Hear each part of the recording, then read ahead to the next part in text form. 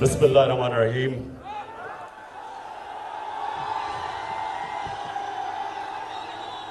इय्याका नअबुदु व इय्याका नस्तईन।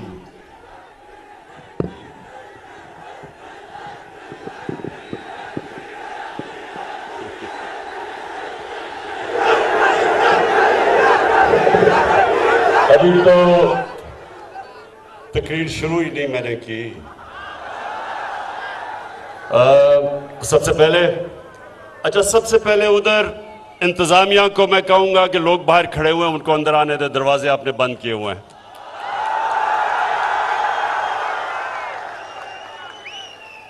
लोगों को अंदर आने दे।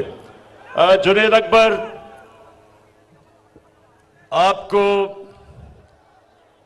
25 साल तहरीक इंसाफ में जिस तरह आपने मेहनत की और नजरियाती जदोजहद की, मैं आज आपको खराज तहसीन पेश करता हूं। मैं दरगई, अब नौजवानों, आपने आराम से अब मेरी बात सुननी है। मुझे पता है कि 11 बजे से आप यहां आए हुए हैं और मैं महमूद खान आपको, वजीर आला साहब, आपको यह कहना चाहता हूं कि आगे से लोगों को सिर्फ तब टाइम दें, 1 घंटा पहले टाइम दें, ताकि अगर 11 बजे टाइम देना है तो मैं 12 बजे आ जाऊं। इतनी देर लोगों को इंतजार ना करवाएं। अच्छा दरगई, पहले तो आपका बल्दियाती इलेक्शन हो रहा है। इंशाअल्लाह मुझे पूरी तरह उम्मीद है कि दरगई के बाशऊर नौजवान और बुजुर्ग उस जमात के साथ अब चलेंगे जो पाकिस्तान के साथ खड़ी है, जो इस मुल्क की एक आजाद फॉरेन पॉलिसी के साथ खड़ी है और जो चोरों के साथ के खिलाफ खड़ी है। इंशाअल्लाह वो चलेंगे, मुझे पूरा यकीन है। लेकिन नौजवानों, आज जो अहम आज मैं बात करने आया हूं, और आपने बड़ी गौर से आज मेरी बात सुननी है, क्योंकि कभी कभी कौमों की जिंदगी में फैसला कुन वक्त आता है जब कौम के सामने 2 रास्ते आ जाते हैं। मेरे पाकिस्तान के नौजवानों, हम नमाज में सिर्फ एक चीज मांगते हैं। नौजवानों, हम अजान में सिर्फ अल्लाह से एक चीज मांगते हैं कि अल्लाह उनके रास्ते पे लगा जिनको तूने नेमतें बख्शी हैं, उनके रास्ते पे ना लगा जो अपने तबाही के रास्ते पे चले गए। हमारे सामने भी अब 2 रास्ते आ गए हैं। एक तरफ पाकिस्तान के बड़े बड़े नामवर डाकू, वो सब इकट्ठे हो गए हैं।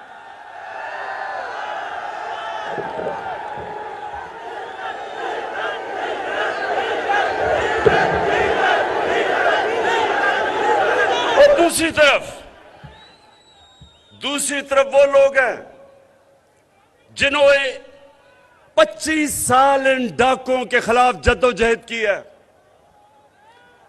मुल्क में फैसला कुन वक्त आ गया है। इन डाकुओं ने जमा होके, इकट्ठे होके, चोरी का पैसा जमा करके हमारे एमएनएज, उनके जमीर की कीमत लगा दी है। उनको खरीदने की कोशिश कर रहे हैं। उनको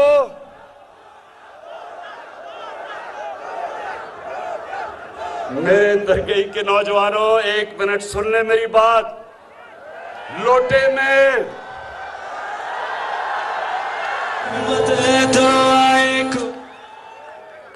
एक लोटे में, फिर से सुन ले, एक होता है लोटा और एक होता है जमीर फरोश, जो अपना जमीर बेचता है। इनमें फर्क होता है। जो लोटा होता है ना, वो जिधर इक्तदार होता है उधर उसका मुंह चला जाता है, लेकिन जो जमीर फरोश होता है वो पैसे लेके अपना सौदा करता है, अपने मुल्क का सौदा करता है, अपनी जमहूरियत का सौदा करता है, अपने दीन का सौदा करता है। और उसका दीन जो भी दीन हो, चाहे वो क्रिश्चियन हो, चाहे वो हिंदू हो, कोई भी अल्लाह का दीन आपको इजाजत नहीं देता अपने जमीर को बेचने के लिए। सो ये जो हो रहे हैं इस वक्त, ये लोटे नहीं हो रहे, ये अपने जमीर के सौदे कर रहे हैं सारी कौम के सामने। हमारे मुल्क की अदलिया भी देख रही है, हमारे मुल्क की इलेक्शन कमीशन भी देख रही है, और जो हमारे मुल्क का नौजवान है वो भी देख रहा है। आजकल दरगाह के नौजवानों, आजकल सोशल मीडिया का जमाना है। आजकल बच्चों के अंदर वो शऊर है जो हमारे बड़े बड़े बुजुर्गों में नहीं होता था। आपके मोबाइल फोन के ऊपर वो चीजें अब आपको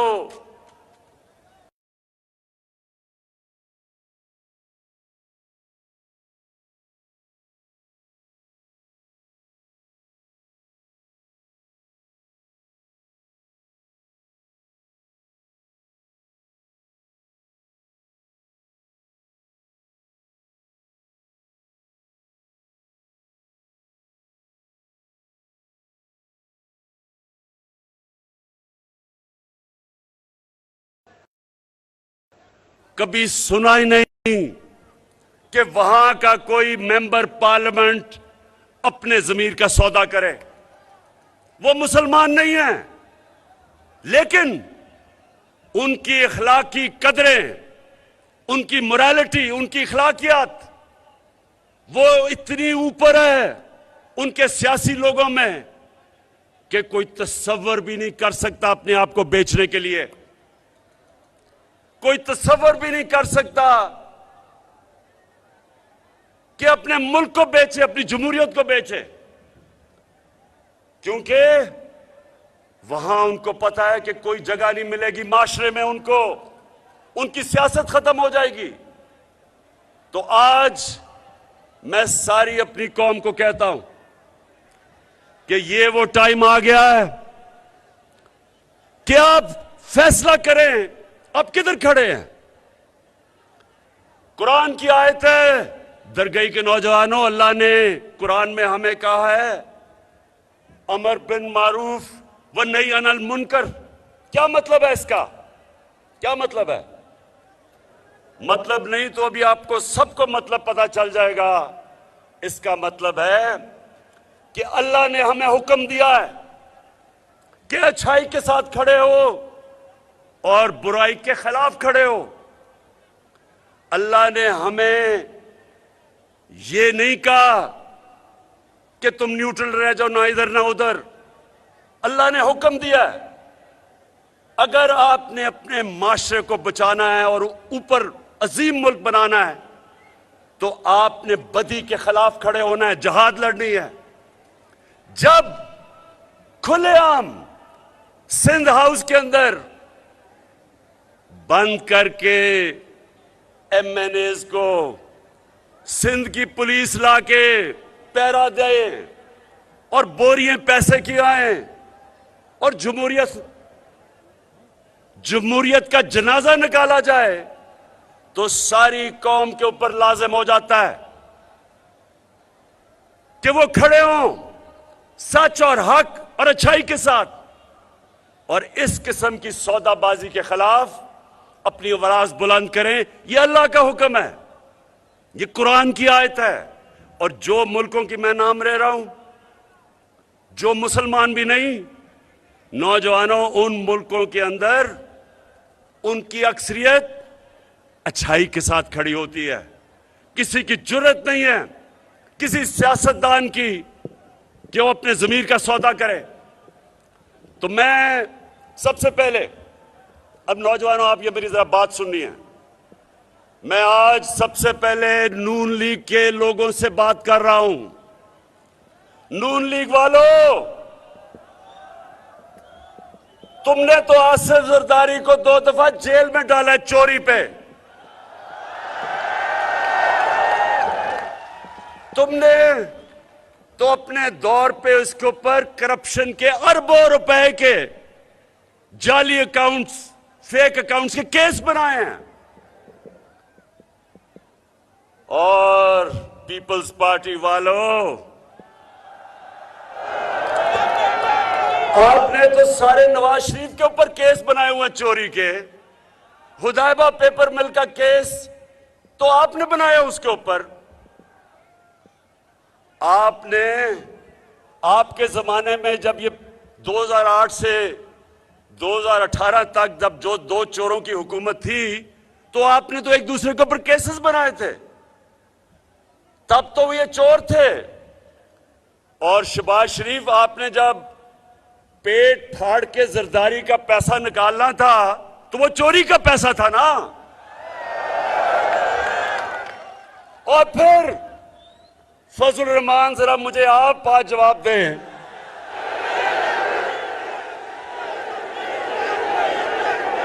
कि फजल रहमान, आपको डीजल का खिताब तो नून लीग ने दिया था।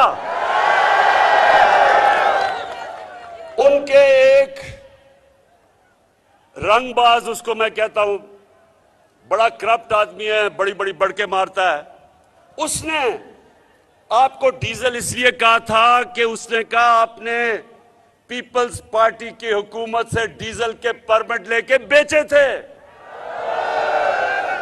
और आपके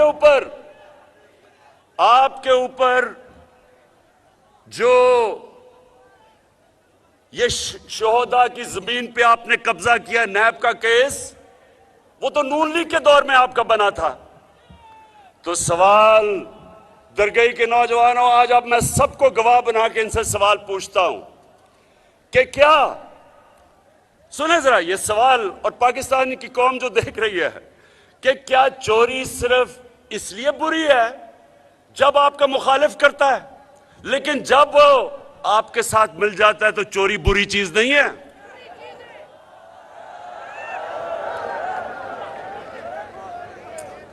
इसका मतलब, अब मैं आप सबको जो अगली बात कहता हूं, इन तीनों जमातों को, ये 3 स्टूजेस को, अभी मैं बताऊंगा 3 स्टूजेस मैं इनको क्यों कहता हूं।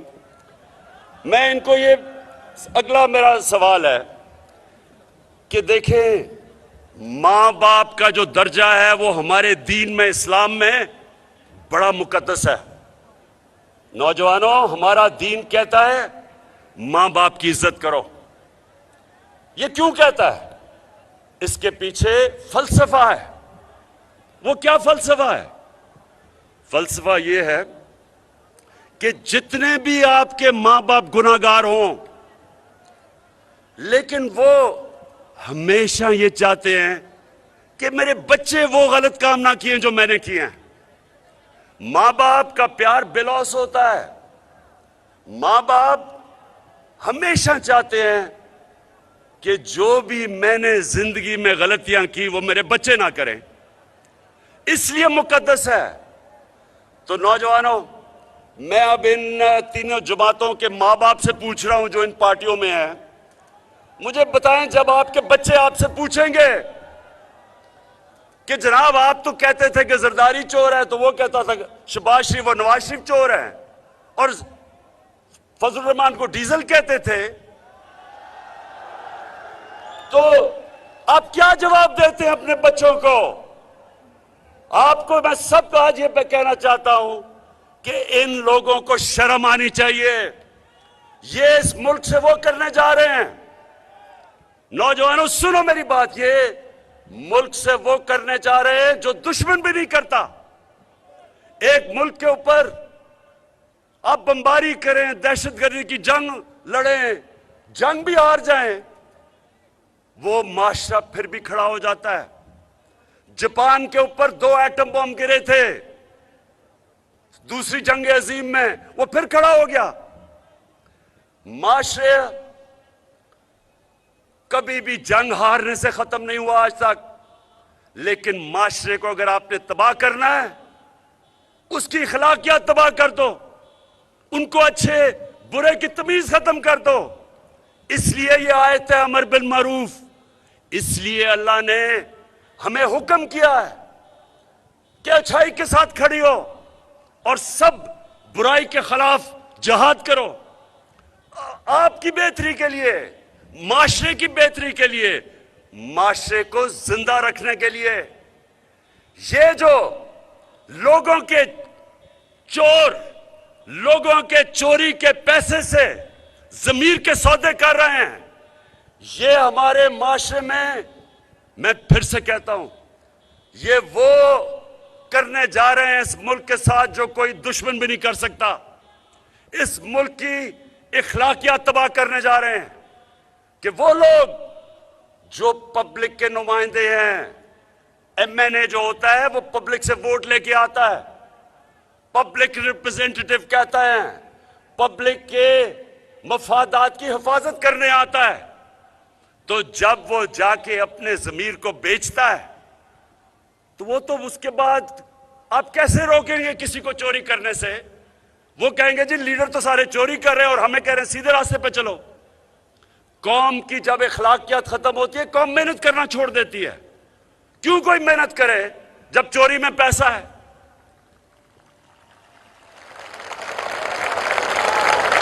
चलो चलो इमरान के साथ, चलो चलो इमरान के साथ, चलो चलो। मैं अब आज दरगई आपके सामने अपने जो एमएनएज जिनको ये करोड़ों रुपए दे के, रिश्वत दे के खरीदने की कोशिश कर रहे हैं, मैं अब उनसे मुखातिब हूं। देखो, मेरे जो गलती कर बैठे एमएनएज, देखे एक पार्टी का सरबरा आपकी बाप की तरह होता है।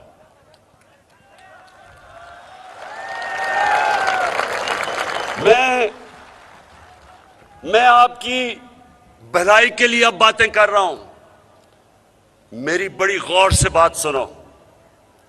देखें, ये वो दिन चले गए छांगा मांगा के, जब इन्होंने भेड़ बकरियों की तरह एमपीज नून लीग ने छांगा मांगा रेस्ट हाउस में और पीपल्स पार्टी ने मरी। वो दिन चले गए हैं। तब तो आप दोनों करप्ट थे, तो लोगों, तब तो आपने अभी करप्शन में इतना नाम नहीं कमाया था, तो लोगों ने तो यह समझा कि इक्तदार की वजह की जंग चल रही है। ये पाकिस्तान वो पाकिस्तान है जिसमें लोगों में शऊर आ चुका है। सोशल मीडिया का जमाना, मैं फिर से बता रहा हूं, आपके बच्चे बच्चे को आपके नाम पता चल गए हैं। आपको सबको पता चल गया है कि आपने अगर पार्टी को छोड़ा तो सिर्फ और सिर्फ आप पैसे लेके छोड़ेंगे। आप जितना मर्जी कहेंगे जी मेरी ज़मीर जाग गया है और मैंने फैसला किया इन चोरों के साथ मिलने का, लोग आपकी बात नहीं मानेंगे। आप जितना भी कहेंगे जी इमरान खान बड़ा बुरा आदमी है, होगा बड़ा बुरा, लेकिन लोग आपकी बात नहीं मानेंगे।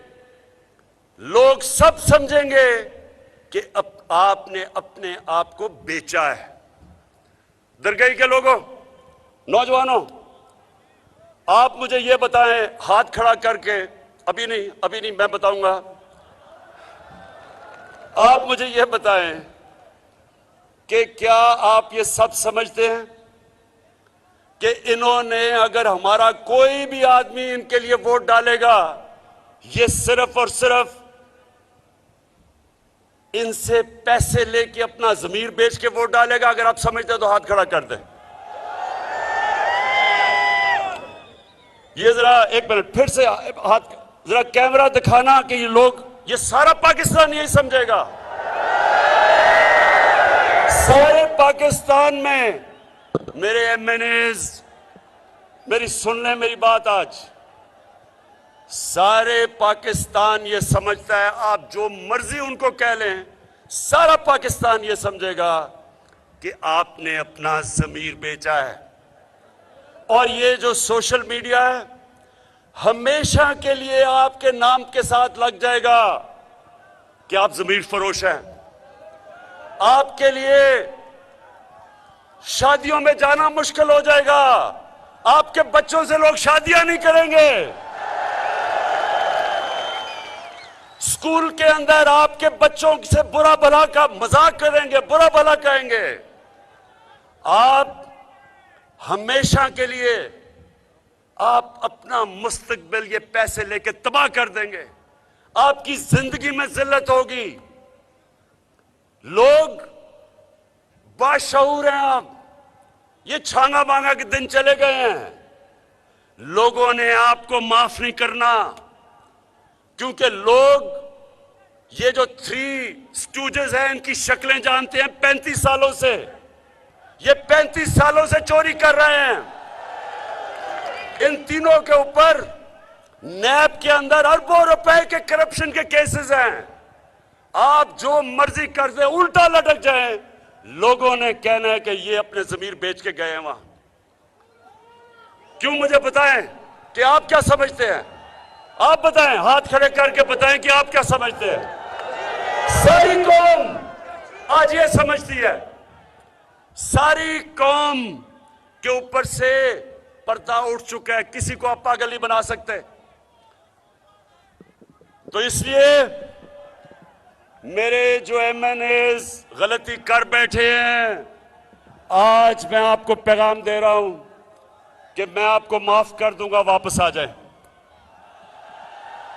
साफ चली शफाफ चली तहरीकें साफ चली एक दूजे का थामो।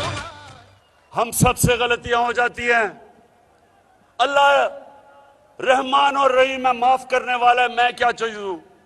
मैं तो जिस तरह का बाप की तरह हूं, बाप अपने बच्चों की गलतियां माफ कर देता है। लेकिन फिर से आखिरी में बात कहूंगा, खुदा के वास्ते, अपने बच्चों के मुस्तकबिल के वास्ते ये गलती ना करना, ये गलती ना करना। मुझे लोगों ने कहा कि इमरान खान, ये सुने, मुझे लोगों ने कहा, उन्होंने ये कहा कि देखें वो तो उनके पास सिंध की हुकूमत है, वो तो सिंध की हुकूमत का पैसा इस्तेमाल कर रहे हैं, तो आपके पास तो पंजाब, पख्तूनख्वा, आजाद कश्मीर और गिलगित बल्तिस्तान है, आपके पास तो बहुत ज्यादा पैसा है, आप इनको खरीद के वापस ले आए। मैंने अपने लोगों को कहा जिन्होंने मुझे ये तजवीज़ दी, मैंने कहा सबसे पहले मैं अल्लाह को जवाब दूं, मुझे अपनी आखिरत की फिक्र है।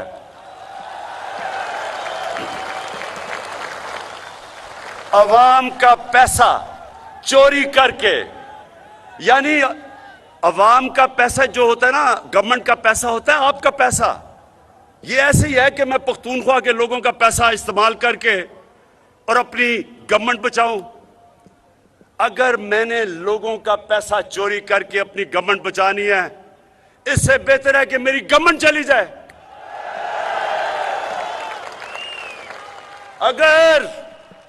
अगर मैंने अपने जमीर का सौदा करके रिश्वत देनी है एमएनएस को, मैं लानत भेजता हूं ऐसी हुकूमत को।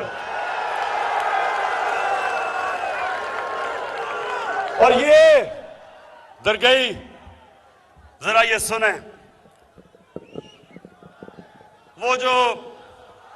वो कौन है? अच्छा ये मुझे बताए, वो कौन है जो सूट पहन के, टाई लगा के, वो बड़ी बड़ी टोपी पहन के फिरता है पाकिस्तान में? वो कौन है? ये वो है? नहीं, ये डीजल नहीं है, ये वो आदमी है। सुने जरा, ये इसने मुझे तजवीज दी है, सुने जरा, इस बेशरम ने मुझे तजवीज दी है कि इमरान खान आपको एब्सोल्युटली नॉट नहीं कहना चाहिए था। इसके बेटे ने भी ये तजवीज दी है और फिर इसने कहा है, दरगई में नौजवानों बेशर्मी की इंतहा देखो। कहता है कि यूरोपियन यूनियन के एम्बेसडर्स ने उनकी आपको तनकीद नहीं करनी चाहिए थी। जरा शहबाज शरीफ और आपके बेटे और वो जो उधर बैठा हुआ है डरपोक, झूठा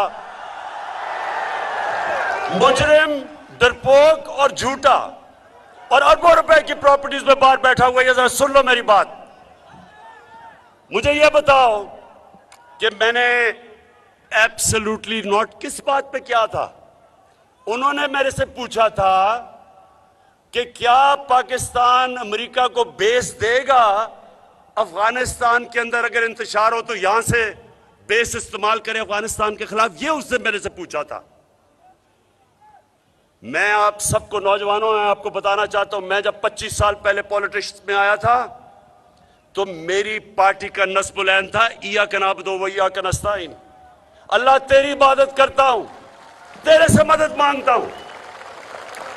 मैंने जब से पहले दिन से मैंने क्या कहा था कि ना मैं कभी किसी के सामने झुकाऊं, ना अपनी कौम को किसी के सामने झुकने दूंगा। जो हमने अमेरिका की जंग में शिरकत की, जो नौजवानों पाकिस्तान ने अमेरिका की जंग में शिरकत की, 80,000 हमारे लोगों की जानें गई, हमारा कबायली इलाका तबाह हो गया, 35 लाख लोगों ने नकल मकानी की वहां से जब हमने उनकी जंग में शिरकत की। $100 अरब से ज्यादा मुल्क को नुकसान हुआ। तो मैं छोटे मियां शोबाज आपसे मैं सवाल पूछता हूं कि क्या मिला उससे हमें, जो आपका ये कहने का मतलब कि फिर से हम उनकी जंग में शामिल हो जाएं। मैं वाज़ेह करता हूं, मैंने अमेरिका को बार बार कहा अमन में हम आपके साथ हैं, जंग में आपके साथ नहीं है। तो मुझे जो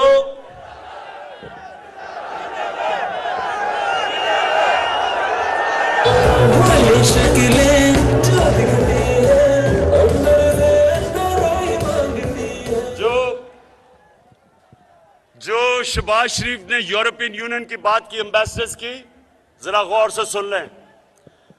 यूरोपियन यूनियन के एम्बेसडर्स ने प्रोटोकॉल तोड़ते हुए किसी एम्बेसडर को यह हक नहीं पहुंचता कि मुल्क की फॉरेन पॉलिसी पे पब्लिक में बात करे, किसी को नहीं पहुंचता।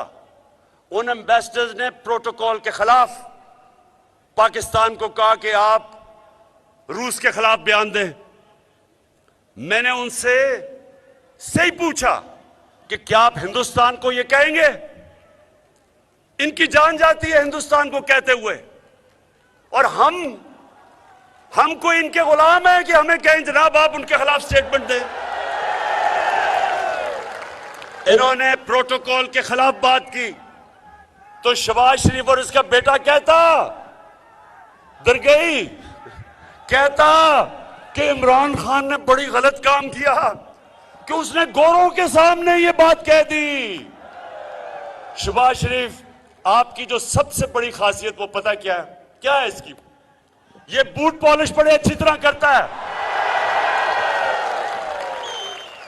ये जब भी कोई बूट देखता है पॉलिश करने शुरू कर देता है, और ये जब कोई गोरा देखता है सूट पहन के अंग्रेजी बोलता हुआ फटाफट उसके भी जूते पॉलिश करने शुरू कर देता है। तो शहबाज शरीफ, मैं एक आजाद इंसान हूं। मैंने जब ला इलाहा इल्लल्लाह मोहम्मद रसूलुल्लाह पढ़ा था तो मैंने दावा किया था कि अल्लाह तेरे सिवा कोई खुदा के सामने कोई खुदा नहीं है, किसी के सामने नहीं झुकूंगा। इसका यह मतलब नहीं कि हम किसी से जंग लड़ रहे हैं, हम एक आजाद मुल्क चाहते हैं। मेरे मुल्क की फॉरेन पॉलिसी मेरे लोगों की बेहतरी में हो। साथ वाला हमारा मुल्क है हिंदुस्तान। मैं आज हिंदुस्तान को दाद देता हूं। इन्होंने हमेशा आजाद फॉरेन पॉलिसी रखी। आज हिंदुस्तान उनके साथ मिला हुआ है, उनका अलायंस है। क्वाड के अंदर अमेरिका का अलायंस की हुई है और अपने आप को वो कहता है मैं न्यूट्रल हूं। रूस से तेल मंगवा रहा है जबकि सैंक्शंस लगी हुई हैं, क्योंकि हिंदुस्तान की पॉलिसी अपने लोगों की बेहतरी के लिए है। इन दोनों के दौर में इन डाकुओं जब 10 साल ये इक्तदार में थे तो इनकी पॉलिसी हमारे लिए नहीं थी। 400 ड्रोन अटैक हुए पाकिस्तान पे, हमारे औरतें बच्चे मारे गए, हमारे बेकसूर लोग मारे गए। एक दफा इन्होंने मजम्मत नहीं की, मुनाफिकत की, मुनाफिकत की। अमेरिकनों को कहा कि आप ड्रोन मारी जाओ और हुकूमत से एक स्टेटमेंट आया हम मजम्मत करते हैं। मुनाफिक, पैसे की पूजा करने वाले, इनके पैसे पड़े हुए हैं मुल्क से बाहर, इनकी बड़ी बड़ी अरबों रुपए की जायदादें पड़ी हुई हैं मुल्क से बाहर। ये कभी अपनी कौम के लिए नहीं खड़े होंगे, क्योंकि ये पैसे की बुत की पूजा करने वाले लोग हैं। इसलिए कभी पाकिस्तान इनके नीचे आजाद नहीं होगा। इसलिए ये यूरोपियन यूनियन, जबकि उन्होंने प्रोटोकॉल के खिलाफ किया, फिर भी उनकी हिमायत कर रहे हैं। जब पाकिस्तान ने 80,000 लोगों की कुर्बानी दी, फिर भी कह रहे हैं कि एब्सोल्युटली नॉट, गलत था। तो मैं अपने पाकिस्तानियों, मैं अब आपको सिर्फ बताना चाहता हूं कि इस मुल्क ने आगे कैसे बढ़ना है। इस मुल्क ने आगे कभी भी दूसरी सुपर पावर्स के सामने झुक के अपनी गैरत खत्म करके गुलाम बन के ये आगे नहीं बढ़ेगा। ये आगे तब बढ़ेगा जब हम अपने पांव पे खड़े होंगे।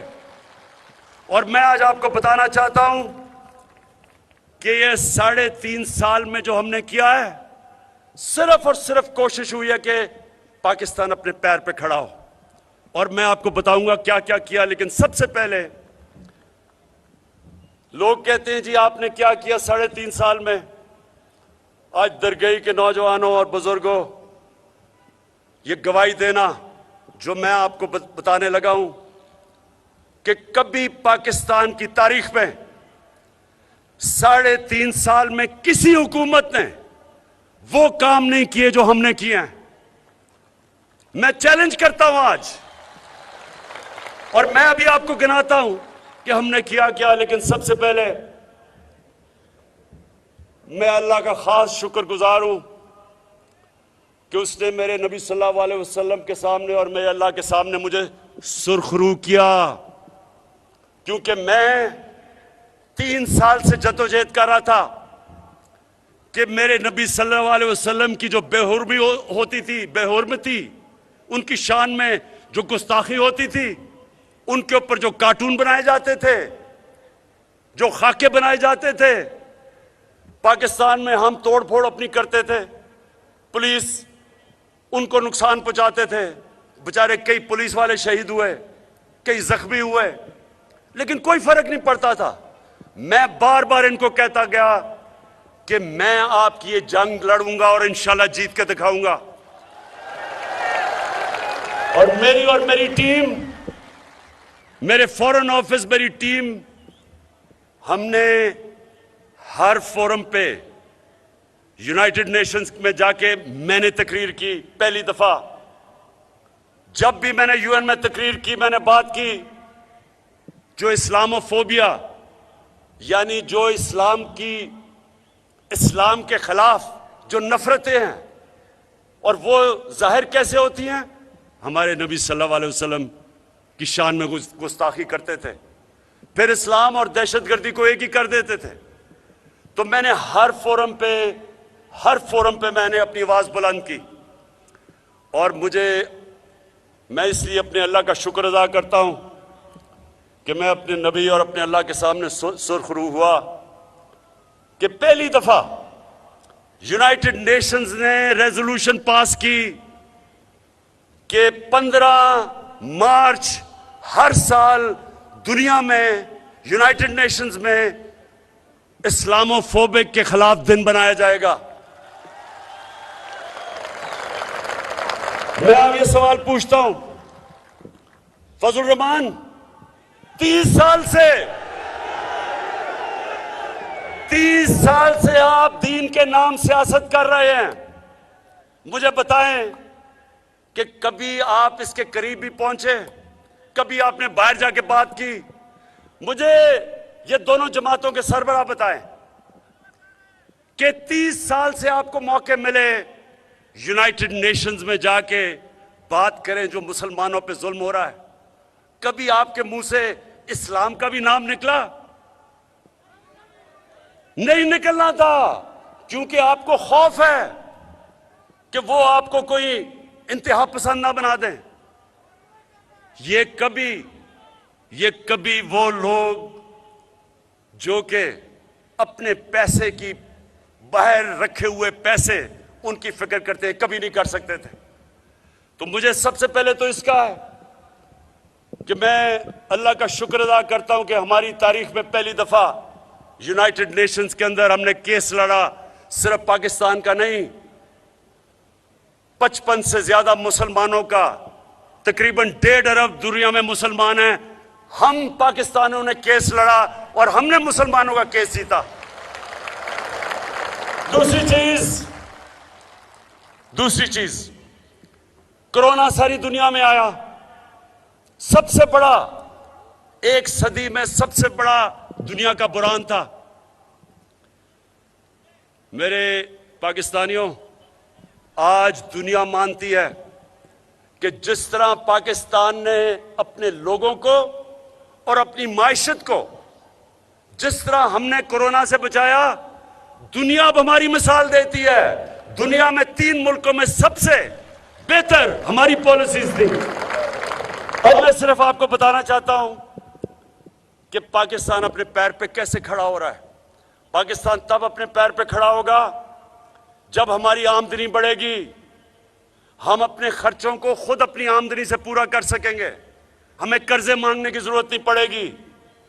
तो उस रास्ते पे 3.5 साल में आपका मुल्क निकल चुका है।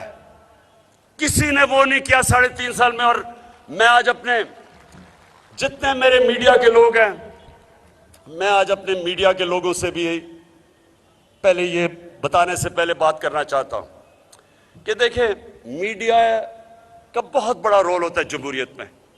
मीडिया का काम होता है लोगों को शऊर पैदा करे। अमर बिल मारूफ सबसे ज्यादा जरूरत और जिम्मेदारी मीडिया की होती है कि अच्छाई के साथ खड़े हो और बुराई के खिलाफ अपनी आवाज बुलंद करें। मुझे अफसोस से कहना पड़ता है कि मीडिया में कई मीडिया हाउसेस के ऊपर पैसा चल रहा है और कईयों के ऊपर बाहर से पैसा चल रहा है। और मैं आप पाकिस्तानी अवाम पे छोड़ दूंगा कि खुद जब आप ये मीडिया को देखेंगे तो ये वो डाकुओं के साथ खड़े हुए हैं जो जमहूरियत का जनाजा निकाल रहे हैं। क्या ये है कोई बाहर की कुव्वत अगर गिराना चाहे पाकिस्तान में तो कितना आसान है, 20 लोगों के जमीन खरीद ले, गवर्नमेंट गिर गई। तो ये मीडिया में आपसे सवाल पूछता हूं कि वो जो लोग इनके साथ खड़े हैं, इन चोरों के साथ, आप ये समझ जाएं कि कौम आपको देख रही है। ये जो वक्त आया है जिधर दो तरफ खड़ी होगी ये कौम, मीडिया का भी वो फैसला कर रही है कि कौन सा मीडिया बिकाऊ है और कौन सा अपने मुल्क और अपने लोगों के साथ खड़ा है। तो मैं आज मीडिया को कहता हूं, नौजवानों, कभी कोई मुल्क तरक्की नहीं कर सकता जब तक उसकी एक्सपोर्ट्स ना बढ़े। जब तक आप दुनिया को ज्यादा माल बेचेंगे नहीं तो डॉलर कैसे आएंगे। तो सबसे पहले चैलेंज मैं करता हूं, जो पाकिस्तान की एक्सपोर्ट्स हमारे जमाने में बढ़ी हैं, इसका कोई इससे पहले मिसाल नहीं। सारे हमने एक्सपोर्ट्स के रिकॉर्ड तोड़ दिए हैं, तारीखी एक्सपोर्ट्स किए हैं पाकिस्तान में। आपके पास मोबाइल फोन होगा, उसमें गूगल करके देख लें पाकिस्तान की एक्सपोर्ट्स, जो मैं कह रहा हूं वो सच निकलेगा। टैक्सेस होंगे तो आपके ऊपर पैसा खर्च करेंगे। पाकिस्तान की तारीख में सबसे ज्यादा टैक्स हमने इकट्ठा किया है, 6,000 अरब रुपया। कभी से पहले किसी ने इतना टैक्स इकट्ठा नहीं किया। तो यानी कि दौलत में इजाफा हो रहा है। फिर बाहर से जो डॉलर्स हमें भेजते हैं हमारे बैरून मुल्क पाकिस्तानी, इस मुल्क की तारीख में कभी इतना ज्यादा पैसा डॉलर्स बाहर से पाकिस्तान में नहीं आए जो अब आए हैं। Remittance record. फिर सुनते जाएं, ज़राई इस्लाहत हमने की। आज 5 बड़ी जो फसलें हैं पाकिस्तान ने सारे रिकॉर्ड तोड़ दिए। गंदम सबसे ज्यादा रिकॉर्ड, चावल रिकॉर्ड, गन्ना रिकॉर्ड, मकई रिकॉर्ड, आलू रिकॉर्ड, सबसे ज्यादा हमने फसलें किए। ये भी अपने मोबाइल पे चेक कर लें।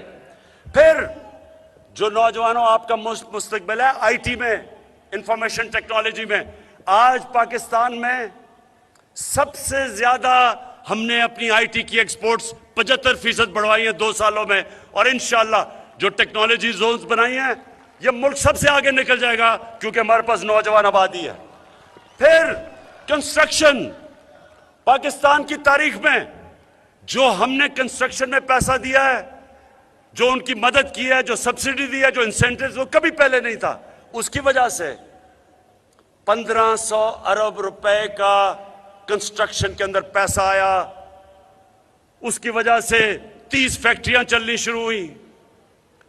हमने कंस्ट्रक्शन के साथ साथ बैंकों के साथ मिलकर पहली दफा पाकिस्तान की तारीख में वो लोग जो तनख्वाहदार थे, जो कभी अपना घर नहीं बना सकते थे, पहली दफा पाकिस्तान के बैंक का पैसे दे रहे हैं आम लोगों को, विल्डर को, किसान को, मजदूर को, तनख्वाहदार तबके को, क्योंकि हुकूमत सब्सिडी दे रही है 30 अरब की। 50 अरब रुपए के अब तक कर्जे दे चुके हैं आम लोगों के लिए। फिर देखें, पाकिस्तान की तारीख में पहली दफा इस्लामाबाद के बाद नया शहर बन रहा है, रावी सिटी। इससे हमारा एक तो लाहौर बचेगा, दरिया रावी बचेगा, लाहौर में पानी ऊपर आएगा क्योंकि ब्राजेस बनेंगे, सीवरेज ट्रीटमेंट प्लांट बनाएंगे। एक नया मॉडर्न शहर बना रहे हैं लाहौर को बचाने के लिए। ये कभी किसी ने पहले नहीं किया। सेंट्रल बिजनेस डिस्ट्रिक्ट एक लाहौर में हमने शुरू किया है। वॉल्टन एयरपोर्ट जो बिल्कुल जिसको कहते हैं डेड कैपिटल था, आज वहां एक नया बिजनेस डिस्ट्रिक्ट बन रही है दुबई की तर्ज पे, जिससे नौकरियां बनेंगी और लाहौर मॉडर्न लाहौर बनने जा रहा है। नाला लई प्रोजेक्ट पिंडी को आगे बढ़ाने के लिए, मॉडर्न सिटी बनाने के लिए अगले 2 हफ्ते में नाला लई प्रोजेक्ट अनाउंस करूंगा। उसके बाद नौजवानों ये सुनते जाएं, इंडस्ट्री, मुल्क की दौलत तब बढ़ती है जब इंडस्ट्री बढ़ती है। पहली दफा पाकिस्तान में इंडस्ट्रियल प्रोडक्शन बढ़नी शुरू हुई है।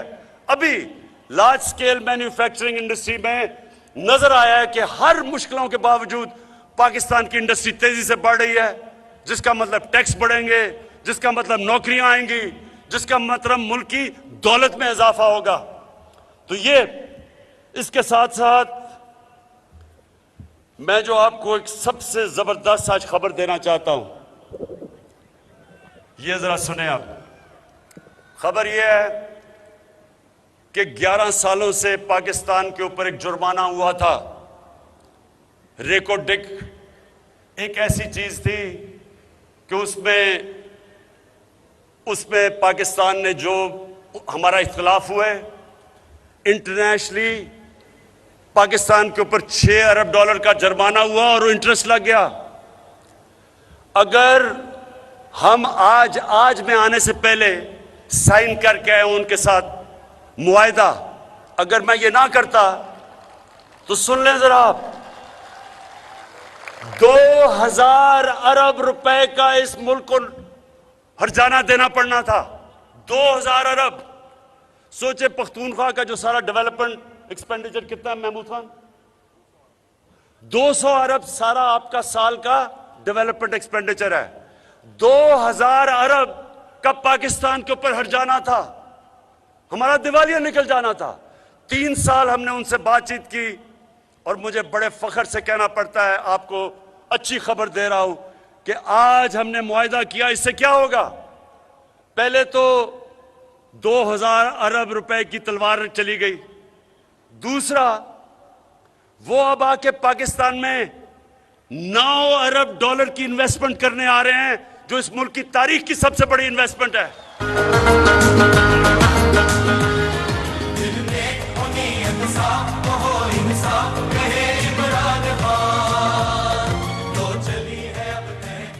तो ये खास तौर पे आज मैं अपने बलूचिस्तान को खुशखबरी सुनाना चाहता हूं, क्योंकि इससे जो पैसा बलूचिस्तान में आएगा, मुझे खुशी ये है कि बलूचिस्तान पीछे रह गया और अब असल फायदा बलूचिस्तान को होगा।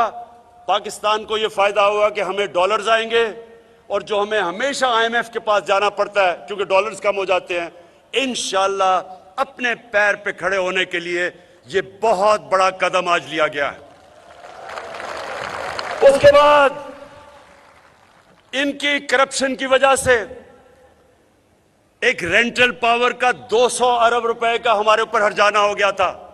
अदालत ने फैसला कर दिया था कि पाकिस्तान 200 अरब रुपया दे।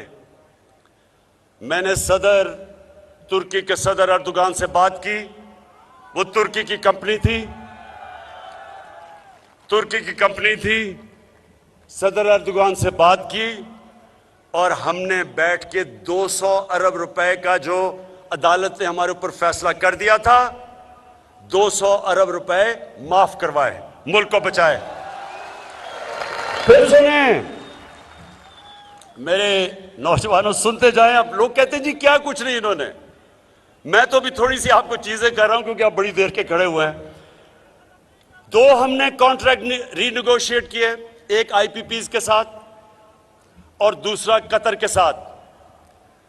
10 सालों में हमने अपने मुल्क का 700 अरब रुपया बचाया है। 70 अरब रुपया हर साल का। ये सोचे कि वो अब आपके ऊपर लगेगा बजाय कि वो इन कॉन्ट्रैक्ट्स में जाता। और मैं आज आपके सामने ये मुराद सईद बैठा है, मैं इसको आज आप सबके सामने खराज तहसीन पेश करना चाहता हूं। और मैं ये चाहता हूं कि मेरे जो सहाफी हमारे जबरदस्त हैं पाकिस्तान में, जरा ये गौर से मेरी अब बात सुने। फर्क क्या होता है कि जब एक हुकूमत, एक ईमानदार हुकूमत आती है और जो करप्ट हुकूमत होती है, फर्क क्या उसमें होता है? आप और मैं अपने सहाफियों को भी कहूंगा कि NHA की वेबसाइट पे चले जाए, आपको एक बहुत बड़ा धचका लगेगा कि जो 2013 में NHA ने सड़कों के ऊपर कॉन्ट्रैक्ट दिए थे, जो 2021 में हमारी हुकूमत ने कॉन्ट्रैक्ट दिए हैं। अब सोच लें कि 2013 और 2021 में कितनी महंगाई हुई है, तो हमारा तो बहुत महंगे होने चाहिए थे। आपको हैरत होगी कि जो कॉन्ट्रैक्ट 2021 में तहरीक इंसाफ की हुकूमत में साइन हुए, कितना फर्क था? यानी 1 किलोमीटर के ऊपर पता चला है कि 2021 में 24 करोड़ रुपया फी किलोमीटर कम हुआ है 21 में। और इसका जरा आप सोच लेंगे। देखें नौजवानों, मैंने 25 साल पहले करप्शन के खिलाफ जंग शुरू की थी। वो क्यों की थी? अब ये समझ लें, सिर्फ NHA के अंदर हमने कैलकुलेट किया है, और कोई भी चेक करना चाहता तो रेट्स लगी हुई हैं NHA की वेबसाइट पे, चेक कर ले। इन्होंने सिर्फ 2013 से लेकर 2018 तक सिर्फ सड़कों के ऊपर 1000 अरब रुपया चोरी किया है। 1000 अरब रुपया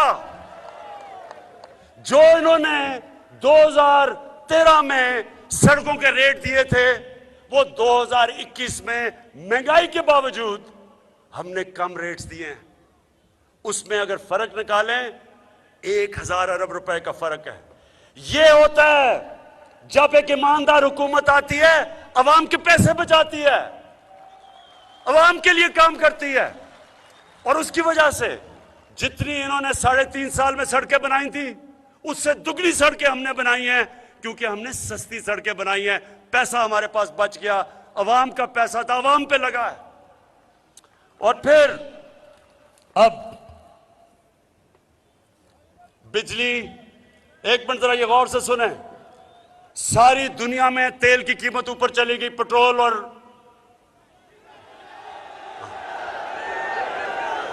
मैं नहीं कह रहा, पेट्रोल और अब सारी दुनिया में इनकी कीमत ऊपर गई। पाकिस्तान वो मुल्क है जिसने बजाय 20 रुपए कीमत बढ़ाने के 10 रुपए कीमत कम की। क्यों की? क्योंकि जो हमने ज्यादा टैक्स से पैसा इकट्ठा किया, हमने उससे इस्तेमाल किया अपने अवाम को बोझ कम करने के लिए। आज आप हैरान होंगे, दुबई में जिधर उनकी जमीन से तेल निकलता है, आज पाकिस्तान में जो पेट्रोल है वो दुबई से सस्ता है। हमारा आज जो पेट्रोल है हिंदुस्तान में 70 रुपए ज्यादा महंगा है लीटर, बर्तानिया में 150 रुपए ज्यादा महंगा है। आज पाकिस्तान में 150 रुपए का लीटर है, क्योंकि गवर्नमेंट सब्सिडी कर रही है। हमने टैक्स से पैसा इकट्ठा करके 5 रुपए यूनिट बिजली आपकी कम की है और 10 रुपए पेट्रोल और फजल रहमान को कम किया। अच्छा अब आ जाए, मेरा चैलेंज है, मैं खत्म करने लगा हूं। अब मैं सुने जरा सुने नौजवानों, थोड़ा मुझे पता अब 11 बजे के बैठे हुए हैं, सुने जरा। मेरा कोशिश ये थी कि मैं पाकिस्तान को मदीना के रियासत के उसूलों पे खड़ा करूं। फलाई रियासत 25 साल पहले मैंने जब पार्टी शुरू की थी, मैंने कहा था कि इस्लामी फलाई रियासत जो कि मदीना के तर्ज पे थी। आज मेरा दावा है कि इस मुल्क की तारीख में किसी ने अवाम के लिए वो काम नहीं किए जो हमारी हुकूमत ने किए। सबसे पहला हेल्थ कार्ड।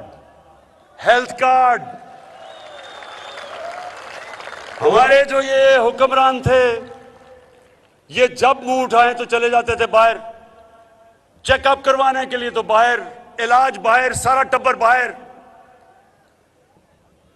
हमने आज वो काम किया है जो इन लोगों को कभी पता ही नहीं चल सकता। तो इन्हें तो पता ही नहीं कि पाकिस्तान में अस्पतालों का क्या हाल है, पहली दफा। और ये दुनिया में शायद ही किसी मुल्क में हो। हर खानदान को, जो सूबे हमारे साथ हैं, हर खानदान को 10 लाख रुपए की हेल्थ इंश्योरेंस, लेकिन सिर्फ 10 लाख रुपए की हेल्थ इंश्योरेंस नहीं है। किसी भी नौजवानों किसी भी अस्पताल में जाके अपना इलाज करवा सकते हैं। कभी हमारे मजदूरों ने, किसानों ने, कभी गरीब खानदान ने सोचा था कि महंगे से प्राइवेट हॉस्पिटल में जाके उनका इलाज होगा? आज हो रहा है। आज प्राइवेट अस्पताल में जा रहे हैं हमारे गरीब लोग, क्योंकि पहली दफा इस मुल्क की तारीख में हेल्थ इंश्योरेंस आई है। और ये आप देखते रहे, सबसे ज्यादा जरूरी होती है सेहत। और मैंने अपने लोगों की, जब से मैंने सियासत शुरू की थी, मैं ये चाहता था कि एक दिन सबसे पहले मैं अपने मुल्क के लोगों की सेहत, कि मुश्किल वक्त में गरीब खानदान है, घर में बीमारी होगी, बच्चा बीमार है, माँ बाप बीमार हैं, पैसे नहीं हैं, अब किसी को फिक्र नहीं होगी, क्योंकि आपके घर में 10 लाख की हेल्थ इंश्योरेंस होगी। कहीं भी जाके अपना इलाज करवा लें। ये सबसे बड़ी हमारी कामयाबी।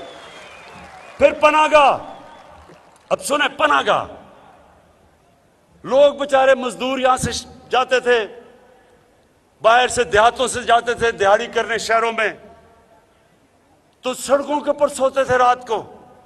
सर्दियां हैं, ठंड के अंदर बेचारे सड़कों पर लेटे होते थे कि जी वो किराया अगर देंगे तो पैसे नहीं बचेंगे घर में अपनी बीवी बच्चों को भेजने के लिए मजदूरी के। कभी किसी ने नहीं सोचा कि इनके लिए कोई पनाहगाह बनाए, जाके रात मुफ्त ठहर सके, नहा धो सके, खाना मिले, ताकि जो भी पैसा कमाए वो अपनी बीवी बच्चों को भेजे। इंशाअल्लाह पनाहगाह का मैं एक पूरा नेटवर्क बना रहा हूं सारे पाकिस्तान में। जिधर भी मजदूर जाते हैं उन सारे मजदूरों के लिए हम ठहरने के लिए पनाहगाह शुरू हो गई हैं, बनाते जा रहे हैं। और इंशाअल्लाह हर जगह, ताकि मेहनतकश, सबसे ज्यादा नौजवानों, सबसे ज्यादा अल्लाह प्यार करता है मेहनतकश से, जो सारा दिन मेहनत करता है और कमा के अपने बच्चों का पेट पालता है। इनकी सबसे पहले मैंने मदद करनी है पनाहगाह सारे पाकिस्तान में बना के। फिर कामयाब पाकिस्तान। अब 20 लाख गरीब खानदानों के लिए, पहले तो 20 लाख रुपए सूद के बगैर हम कर्जा दे रहे हैं अपना घर बनाने के लिए। 20 लाख खानदानों, हर खानदान के लिए अपना घर बना सकते हैं। 5 लाख कर्जा मिलेगा, कोई अपनी दुकान खोलें, कोई कारोबार करें किसानों के लिए। हर ये 20 लाख खानदान। उधर उन्हीं लोगों के लिए टेक्निकल एजुकेशन एक फर्द को देंगे। हमारी कोशिश है कि नीचे से लोगों को उठाएं, जो सबसे दुनिया की रेस में पीछे रह गए हैं। पहली दफा इस मुल्क की तारीख में हम उन लोगों को ऊपर उठाने लगे हैं। और हमारा एहसास का प्रोग्राम है, महंगाई का दौर है, आलमी तौर पे महंगाई आई हुई है। उस महंगाई के दौर में हमारे एहसास का प्रोग्राम है कि 2 करोड़ खानदान को, इसका मतलब पाकिस्तान में 10 करोड़ लोगों को, हम हर खानदान को 30% रियायत दिलवाएंगे चीनी, घी और आटे के ऊपर, कि किसी करियाना की स्टोर में जाके 30% आपको कम मिले, ताकि महंगाई का बोझ कम हो। और मैं आखिर में अपने आने वाली नस्लों को बताना चाहता हूं कि पहली दफा है किसी ने पाकिस्तान में अपने आने वाली नस्लों का नहीं सोचा। अब पहली दफा है कि 10-50 साल के बाद 10 बड़ी बड़ी डैम्स बना रहे हैं पाकिस्तान में हम। इससे सस्ती बिजली मिलेगी, पानी के ऊपर बिजली बनेगी, सस्ती बिजली। और दूसरी चीज कि इससे हमारा जो पानी का रिजर्वोयर, पानी के रिजर्व, वो दुगने हो जाएंगे। और ज्यादा जमीन हम काश्त पे लेके आएंगे और ज्यादा इंशाल्लाह अनाज बताएंगे। ये अपने मुस्तकबिल के लिए पहली डैम ममन डैम इंशाल्लाह 2025 में, 2027 के अंदर दासू डैम, 2028 में इंशाल्लाह बादशाह जो सबसे बड़ी डैम बन रही है। मैं आखिरी 3 चीजें, पहली दफा किसी हुकूमत ने अपनी आने वाली नस्लों के लिए मुल्क में शजरकारी शुरू की, मौसम की तब्दीली को की जंग लड़ने के लिए। दुनिया आज पाकिस्तान को समझती है कि जो क्लाइमेट चेंज में पाकिस्तान ने कदम उठाए हैं, बरतानिया के प्राइम मिनिस्टर ने यूनाइटेड नेशंस में मिसाल दी पाकिस्तान की कि ये वो मुल्क है जो दुनिया में रास्ता दिखा रहा है अपनी आने वाली नस्लों के लिए। और फिर जो मैं आपके लिए, पख्तूनख्वा के लिए लोगों को खास तौर पे कहना चाहता हूं कि टूरिज्म, ये मेरा आपसे वादा है कि पाकिस्तान को मैं दुनिया का टूरिज्म का सेंटर बनाऊंगा। शुरू कर रहा हूं मैं स्कर्दू से। स्कर्दू इंशाल्लाह दुनिया का स्कीइंग कैपिटल बनेगा, इंटरनेशनल एयरपोर्ट बन चुका है। ये वो मुल्क है जिसमें अल्लाह ने इतना कुछ दिया है, लेकिन जो लोग अपनी छुट्टियां सारी लंदन में गुजारे, उनको क्या पता कि पाकिस्तान में अल्लाह ने क्या क्या नेमतें दी हैं।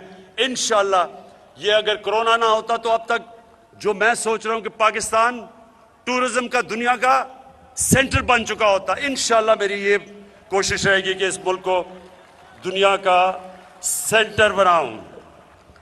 और मेरे आपके लिए, सबके लिए आखिर में सुन लें, पाकिस्तान की तारीख में पहली दफा एक तालीम का निसाब हम लेके आए हैं 5वीं क्लास तक। इसका क्या मतलब है कि अब तक इंग्लिश मीडियम पैसे वाले बच्चों के लिए, उर्दू मीडियम अवाम के लिए, और फिर दीनी मदरसे वो भी लोगों के लिए, लेकिन अच्छी अच्छी नौकरियां तो इंग्लिश मीडियम बच्चों के लिए थी। हम पहली दफा, ये जो 70 साल पहले होना चाहिए था, पहली दफा इस मुल्क की तारीख में हम एक तालीम का निसाब शुरू कर रहे हैं 5वीं क्लास तक, और फिर इंशाल्लाह इसको ऊपर तक लेके जाएंगे। और मैं अपनी आखिर में तकरीर खत्म करते हुए आपको एक बड़ी खुशखबरी देना चाहता हूं।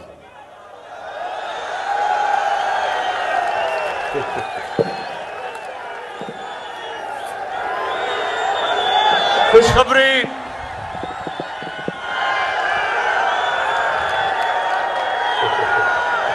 खुशखबरी क्या है?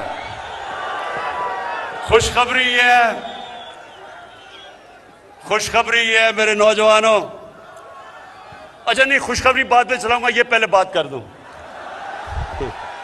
कि मैंने पाकिस्तान में रहमतुल आलमीन अथॉरिटी बनाई है। इसका मकसद कि अपने बच्चों को नबी सल्लल्लाहु अलैहि वसल्लम की सीरत, नबी का रास्ता, नबी की जिंदगी, उससे मैं अपनी कौम के कैरेक्टर को उठाऊं, अपने लोगों को अच्छे और बुरे की तमीज सिखाऊं।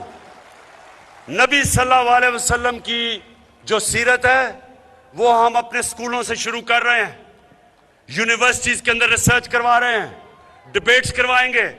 मैं सिर्फ एक चीज चाहता हूं कि मेरे मुल्क के नौजवानों को पता हो कि दुनिया का सबसे अजीम लीडर नबी सल्लल्लाहु अलैहि वसल्लम, उसने कैसे इंसानों को तब्दील किया था, उसने कैसे मदीना में इंसानों के कैरेक्टर बदले थे, उसने कैसे इंसानों को तब्दील करके दुनिया की इमामत करवाई थी, उसने कैसे छोटे से लोगों को अजीम लोग बना दिया, उसने कैसे, जो मौलाना रूमी कहते हैं, मौलाना रूमी कहता है नौजवानों,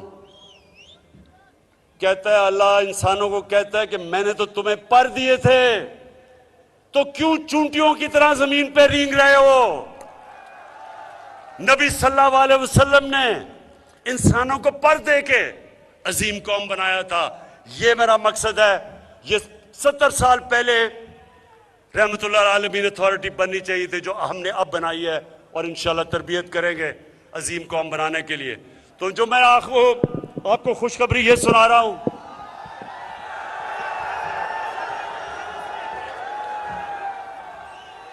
कि ये जो थ्री स्टूजेस का मतलब, स्टूज का मतलब होता गुलाम। ये जो तीनों गुलाम हैं, थ्री स्टूजेस, इन्होंने बड़ी ज्यादा साजिश करके, पैसा इकट्ठा करके, बाहर के लोगों के घुटने दबा दुबू के, पांव पकड़ के, जूते पॉलिश करके, तो कहा कि किसी तरह बस इमरान खान को, ये देखे ना, ये तो आपकी बात नहीं मानेगा, हम आपके गुलाम हैं, हम आपकी खिदमत करेंगे। तो इन्होंने बड़ा जोर लगा के ये साजिश की। तो मैं जब आखिरी वर्ल्ड कप खेलने गया था, नौजवानों, 5 वर्ल्ड कप खेला था, 3 में कप्तान था, लेकिन आखिरी वर्ल्ड कप जाने से पहले, आप अखबार पढ़ निकाल लें, पुराने अखबार, मैंने जाने से पहले कहा था कि ये वर्ल्ड कप मैं जीत के आऊंगा। मेरी वो पुरानी टीम से पूछ लें, आधे वर्ल्ड कप के ऊपर हम बिल्कुल नीचे थे, मेरी टीम घबराई हुई थी कि जी हम वापस जाएंगे, अंडे मारेंगे लोग। मैं उनको तब पूछने कभी टीम से, मैं सारा वक्त उनको कहा कि ये वर्ल्ड कप हम जीत के आएंगे। कामयाबी तो अल्लाह देता है, कामयाबी नौजवानों अल्लाह देता है, लेकिन मेरा दिल कह रहा है, थ्री स्टूडेंट्स, मेरी आज बात सुन लो, ये तुम मैच बड़ी बुरी तरह हारने लगे हो। हमें मजबूत, बहुत मजबूत, तो हम आजाद रहें। इंसाफ जो हो बुनियाद, तो